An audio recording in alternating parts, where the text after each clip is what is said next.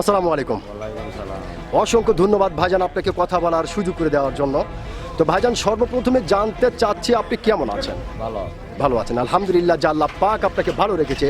তো ভাইজান আপনার নামটা জানতে পারি? সলেমান। সলেমান, সুন্দর একটি নাম আপনার, অত্যন্ত চমৎকার একটি নাম আপনার ভাইজান। তবে একটি কথা বলতে আমি বাধ্য হচ্ছি, সেটা হচ্ছে আপনার নাম শুনে এবং আপনাকে সামনাসামনি দেখে যেটা বোঝা যাচ্ছে আপনি সাংঘাতিক একটি সাহসী মানুষ। এটা কিন্তু ভাইজান আপনার সত্যি দেখা যাচ্ছে যে আপনি একজন সাংঘাতিক সাহসী মানুষ। তো ভাইজান আপনি কি ভোটার হয়েছেন? অবশ্যই তো বড়। ভোটার অবশ্যই আপনি হয়েছেন। কোন দেশের ভোটার আপনি হয়েছেন ভাইজান? এটা পাঁচবি থানা। পাঁচবির থানা। আপনার দৃষ্টি কোথায়? জয়পুরহাট।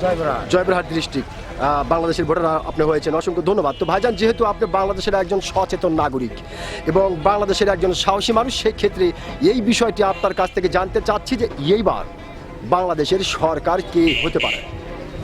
এর আমি কেমন করে পাবো ভাই?